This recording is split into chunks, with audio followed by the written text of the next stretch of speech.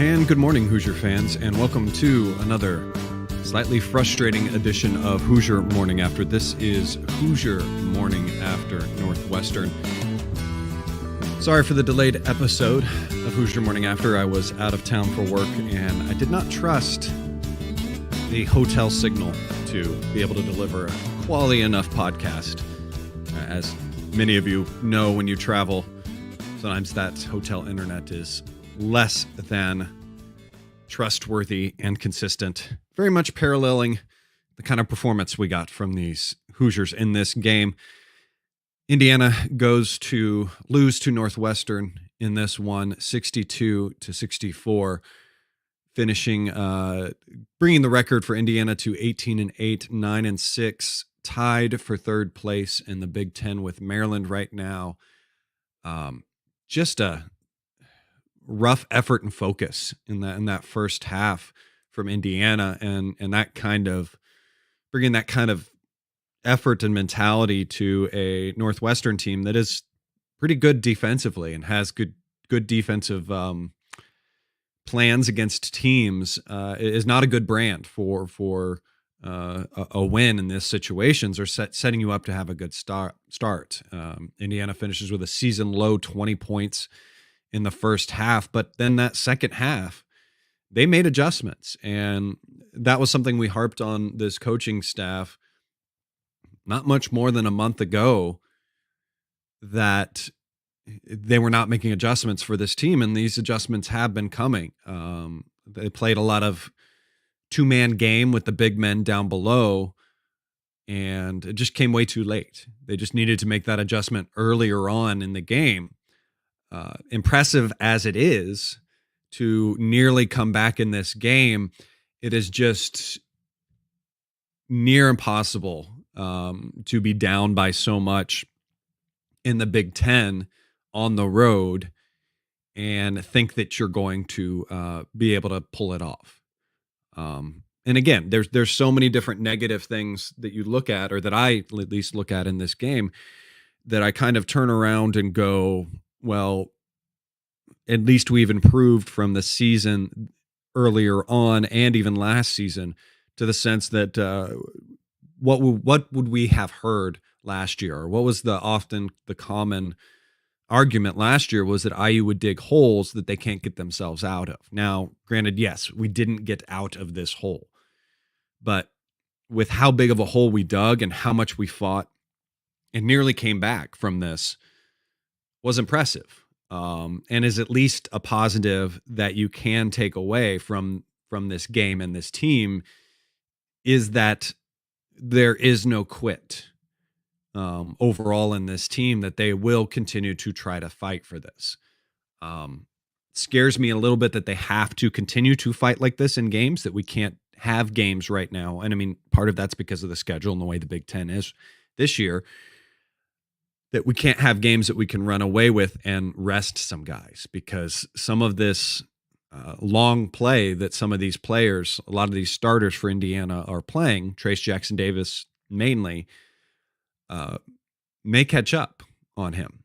We've seen it late in some games where he does look tired and he does look weathered, and hopefully we can get some games here where we can manage his minutes a little bit more and get the man some more rest.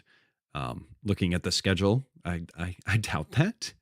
But this is that game, and that's why I titled this video, why I titled the teaser to this, Controllables and Uncontrollables are what lost the game for us. And that's why Twitter is really aflame talking about this game, because there are a lot of different things that factor in, and everything can be true.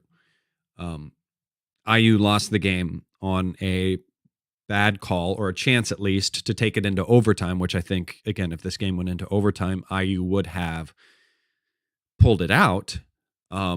Lost that chance of overtime because of a very big missed call. Now, did the refs miss it? Do the refs hold their whistle a little bit more when it's towards the end of the game and they don't want to blow the whistle? They're a little more hesitant. I hate that narrative. I hope that narrative is not true, because the game should be called at all times. If it's the last play of the game, there's no reason you shouldn't call anything different than you would normally call throughout the game.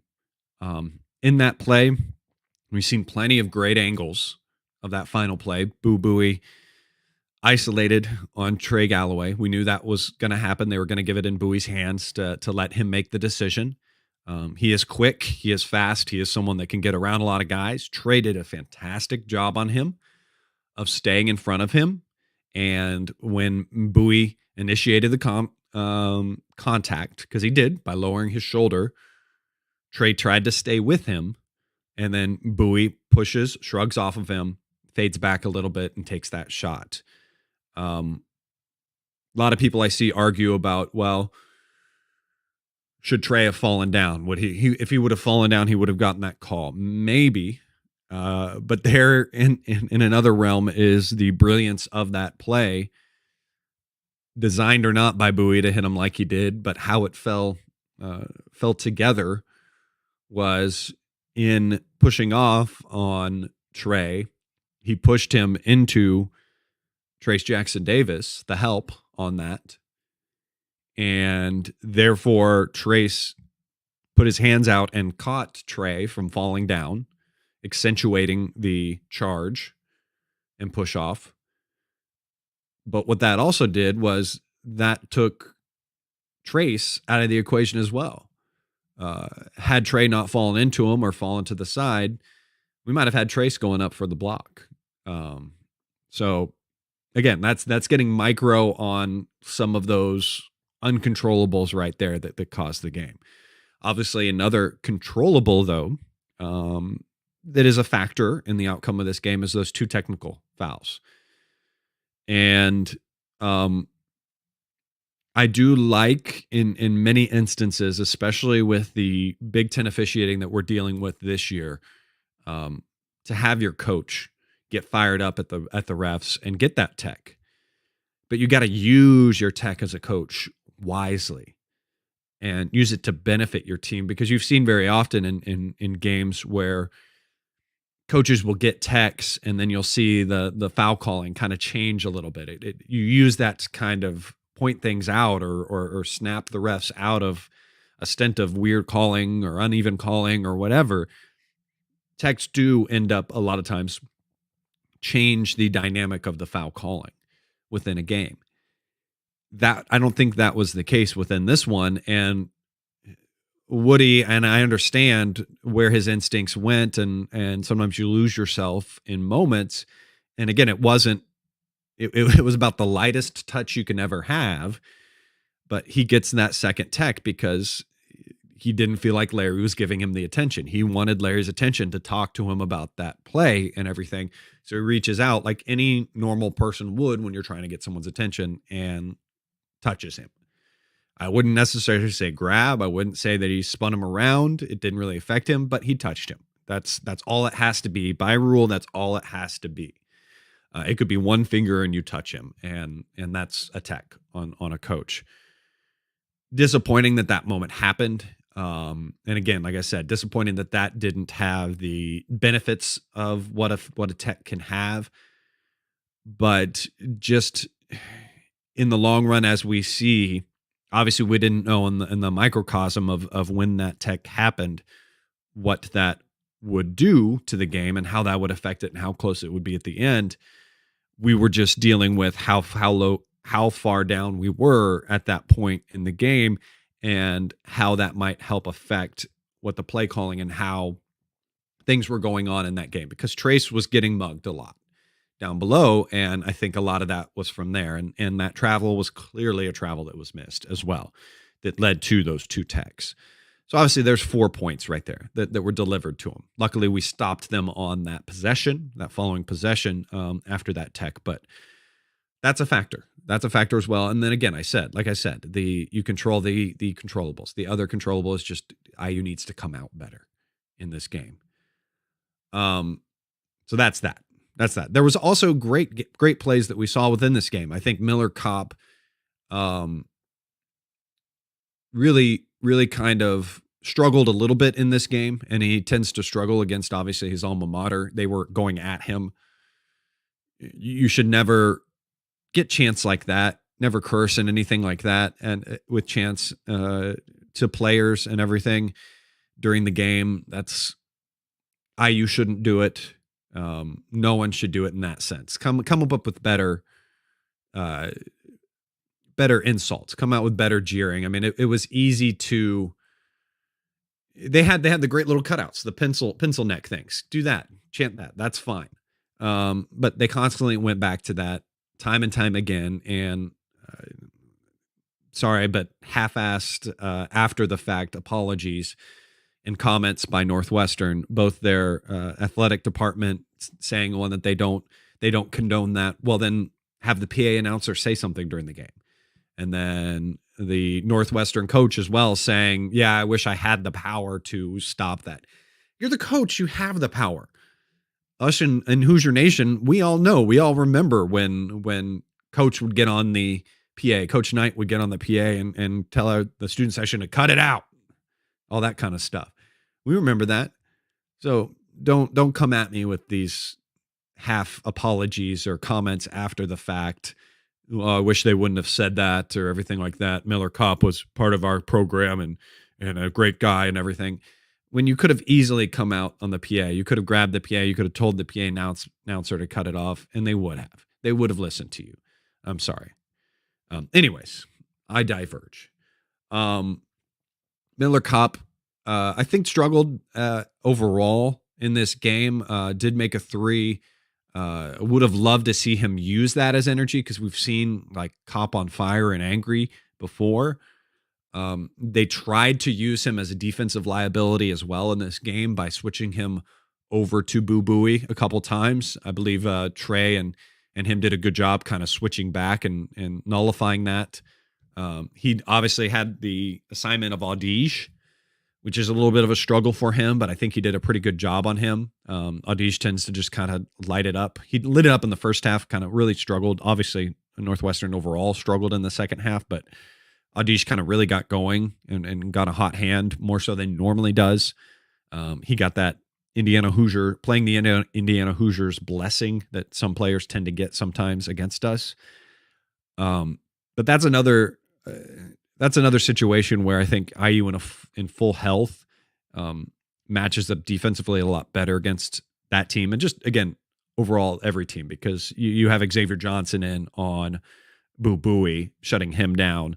And then you can rotate Trey over to Audige at that point. And such a better matchup for Indiana defensively in that sense. But again, I felt like they did a really good job defensively, especially in the second half, limiting those situations. But one play that was fantastic by Kopp was when it was 58-60. There was that inbound play where Kopp was able to knock it free for Trace Jackson Davis, an easy layup, and tied the game. So had that play not happened, IU would have been down even going into that last chance for Northwestern. So that was great to see. But although you can talk about leading up to that, where Race Thompson missed or fumbled that pass off from Trace to take the lead, and then also even the alley-oop that went almost over the basket by Hood Schifino to a very open Trace Jackson Davis in that moment. So that was a bummer to see. So there were opportunities. Again, there were controllables. There were opportunities for this team throughout the game to take care of it and do what they needed to do. And a few other players, obviously, I want to talk about in this game is obviously Trace doesn't have that marquee game that we're used to seeing out of him, which is funny to say that in my head and then bring up his stats and look that he had 23 points, 7 for 11 from the field. Great at the free throw line, 9 for 11. Finished with 10 rebounds, 8 assists, just too shy of putting up a triple-double in this game. It was really kind of the second half that got him going, scoring 18 points in that second half.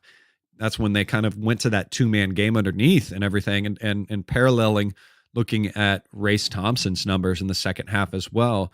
Race scores 9 points in the second half, making all of his field goal attempts 4 for 4 from the field in the second half.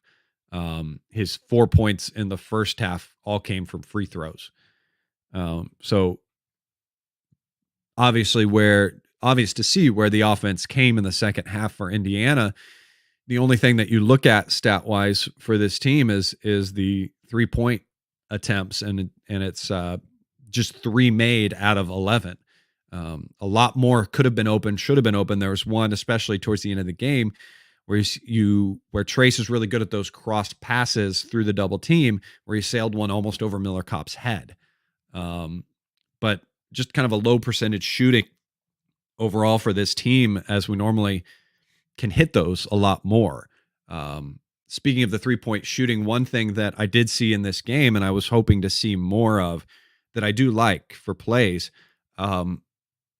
we obviously are trying to entry pass a lot to Trace Jackson Davis. We need to get him the ball as often as possible. It's usually Hood Schifino that gets him that pass. The times that I like, and the person that I like giving those entry passes into Trace, is actually Trey. There was one play specifically, I believe, in the second half where he had the entry pass down into him. And then often when that happens, that person giving the entry pass will usually have a window, if his man shades down, for an open 3 look. And that was the case for Trey Galloway. And he nailed that 3. I mean, he took 2 the whole entire game, and that was the one that he nailed because it was in rhythm, delivered perfectly, and he was able to go up right away with it. I want us to go to that play a lot more. I want us to go to Trey delivering the in pass to him, because the way he can kick it out to him, I like Trey's ability to not only want to take that shot, that 3-point shot, but if his man is closing out weird, to fake that shot and dribble in for his little floater is just great. I like that a lot out of him. What I also like from a play like that is to give the entry pass to Trace and then have Miller Kopp on the other side open for 3 if the double comes from that side. Because again, Trace has proven, beyond the one that I said sailed over his head, that he's good at delivering that pass across to an open 3-point shooter. And I like when that is Miller Kopp, because I feel like Miller Kopp over Trey can adjust if the pass is not fed well, and make the 3 a little bit better than Trey can. Trey needs it to be a little bit more in the pocket, but again, a little bit of arguments, because again, I'm very high on Trey this year and want him to be shooting that 3 a lot more than he has throughout the year. Other stats to just kind of look at in this game, it's again one of those things that we've said way too often on this show, or even thinking about this IU team. It's just a tale of 2 halves, and many stats as far as you can look at the shooting. I'll say those in a second, but one that really tells the story of that is the assists. IU had 3 assists in the first half and 11 assists in the second half. Then when you just go to the half comparison and look at the shooting for IU in this game, IU shoots 28% in the first half from the field, 0, a big fat 0 on threes in the first half, shooting 5 of them, missing all of them. And then you look at the second half, IU shoots 66% from the field and 50% from 3, 87% in 3 throws. So it's just a game where we need to remember that this team has it in them. And the great thing to see is that obviously that's a testament to making adjustments. Now those adjustments just need to come earlier.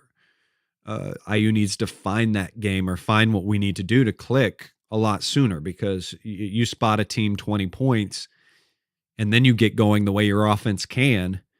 That's too much to counter back on.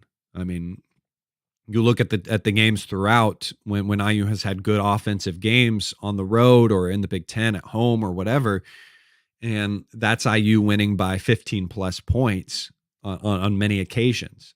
And this offense cooking, was able to get back and make up for those 20, but it just wasn't quite enough. Just couldn't get over that hump in this game. There's other games, other players we can go in depth to. I think others just kind of struggled to find their footing in this game, and that's a little troublesome. And again, next man up, whoever can contribute for this team needs to step up. But the one that continues to just confound me, and I don't know. I hate even bringing him up because I become I reach a dead end.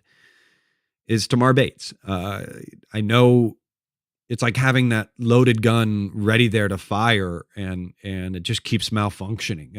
I don't know what it is. Again, I maybe hark back to what I said in last game's show. It needs to be a play run for him when he gets in to see the basket go in. That maybe that's when the game is good for him. And Robbie Hummel, again, I'll sing his praises every time he's on the telecast. There was one point where Tamar was throwing up a shot or going to take a shot, and he said even before he took the shot that if he misses this is a terrible shot, and it was. He is forcing these shots. He's not finding the rhythm in the offense. Now, I don't know. I will debate. Do you add fault for that on Tamar himself? Maybe a little. Do you fault the coaching staff for not putting him in those positions? Yeah, I fault that as well. And again, that goes back to what I just said.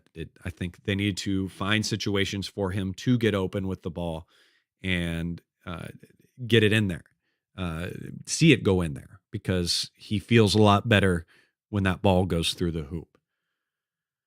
So I don't know. It was a tough game to get over. It was an emotional game in the end. It was one that you nearly want to turn off at halftime and just go, I can't stand watching this anymore. And then you get energized as to how this team fought back. And I guess in a sense, when I look at it from a broad 2-night sleep perspective now, I will choose to try to look at mostly the positives. Look at the fact that this is a team that has changed its mentality so much that it can fight back in games like this, that it didn't show its belly on the road in the Big Ten and fought back and nearly was able to steal one that they should not have been able to steal. So I'll take solace in that, because that is a power and a thing that is going to serve this team well come March Madness. The teams that do well in the tournament are those that, when faced with adversity within a game, faced with a team that is throwing something at them that they have never seen, that they can't get over, team that is able to make those adjustments and get things going in the right direction. And I have a lot more confidence in this team in those situations than I have in a long time, that this coaching staff and these players have it within their ability to turn things around, to make those adjustments that are needed and figure things out and come back in a good way. IU does not show their belly anymore. They are going to try to fight. So I appreciate that. I appreciate that out of this team. And that brings me comfort in this fog of a loss. The slight, maybe I'm smacking myself back by remembering this right now. The slight smack, obviously, of dropping this game is what it does, where there was a window for a Big Ten regular season title. Purdue's been struggling recently. They've dropped those last two, and they're having troubles. The blueprint is out on how to take care of them. You're welcome, rest of the Big Ten. I think we kind of helped to show that way. And this was a game, the Northwestern one, that we needed and could have been on the right track to get ahead of them.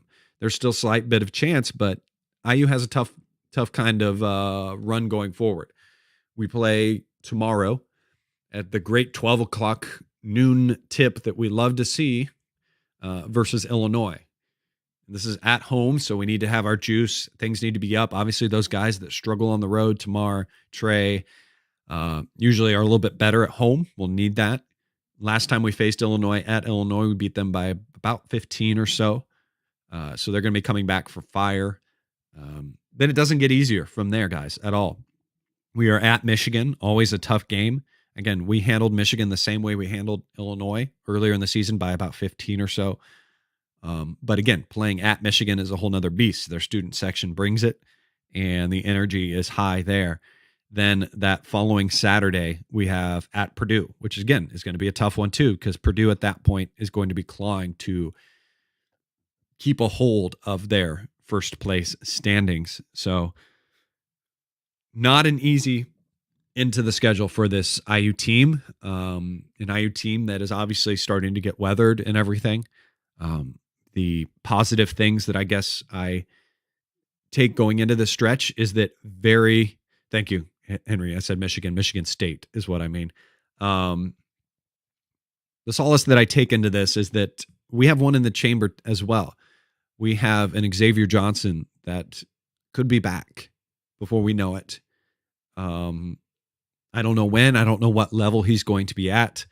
I still get a little concerned when I do see the pregame shoot-arounds that you see him doing. He's not really leaving the ground when he's taking those shots. I don't know if that's just something he's resting or something like that, but he's obviously still not at 100%. So I don't know what we will get from him in this game, in the games when he does come back. So we need to obviously be cautious as to our expectations. And again, I hope he doesn't hurt himself when he tries to fight back too soon.